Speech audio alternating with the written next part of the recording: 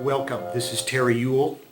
In the last two videos on vibrato, I provided an overview of the history of vibrato and then what mechanisms or which parts of the body are best employed to produce vibrato.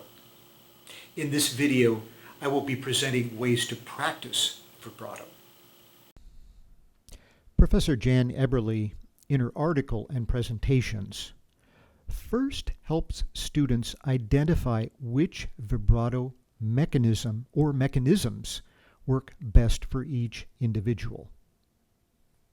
Let's review the 5 throat area vibratos advocated by Professor Eberle and identify the 1 or 2 that work best for you.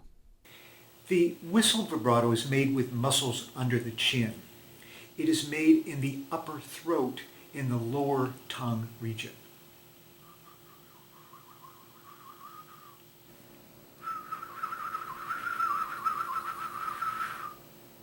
The sister vibrato is made in the upper throat in the lower tongue region. Varying the sis sound produces this vibrato. Feel for the movement in the tonsil area.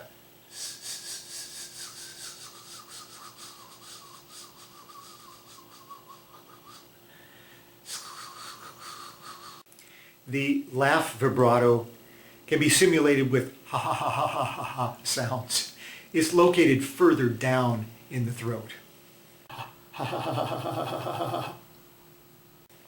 The cough vibrato is produced with coughing sounds. It's located yet further down in the throat. The vocal vibrato is produced in a manner done by most singers. Professor Eberle notes that this is the most common vibrato. This vibrato is created by fluctuations in the vocal cord.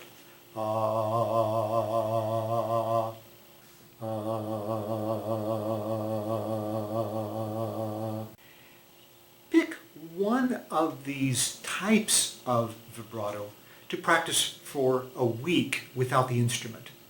Learn to identify the muscles and sensations associated with that vibrato. In the second week, I suggest you practice this vibrato on the bassoon, but first on a note that blows freely, one without a lot of air pressure. G3, the G above open F, is a good pitch to start on. Practice gaining control over the vibrato. Play a note and turn on and off the vibrato. Once you're comfortable on G3, expand your range by moving up and down the instrument scale. You will discover that the challenges for vibrato will vary depending on the tessitura, that is, the pitch range of the instrument.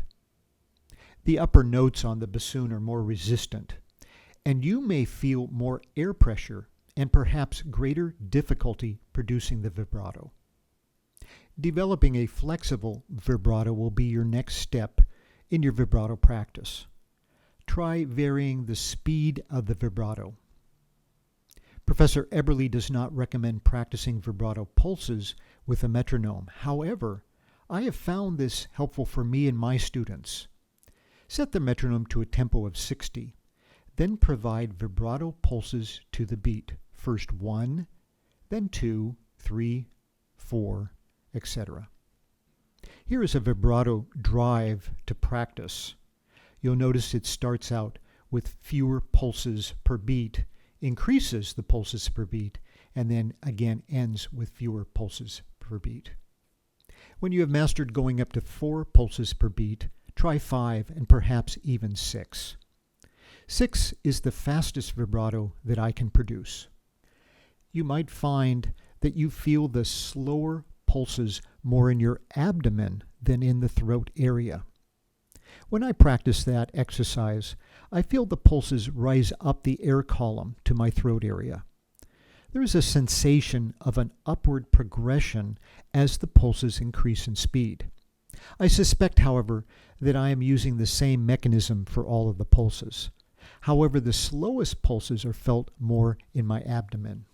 This might be analogous to the slow pulses that a shoe causes on a hose. The pressure can be sensed closer to the source of the water pressure. First, practice the vibrato drive without any change in dynamics. Then, practice it with dynamics.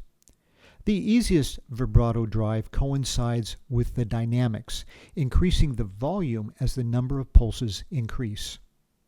However, complete mastery of vibrato should include using vibrato and dynamics in opposition. Here the vibrato decreases in the frequency of pulses, while the dynamics increase in volume. For additional information on the vibrato drives, please see these items. Well, I hope this video has been helpful to either get you started on vibrato or to further refine your understanding of how to practice it. In the next video, we will examine the Mozart Bassoon Concerto and discuss how vibrato may be applied to it.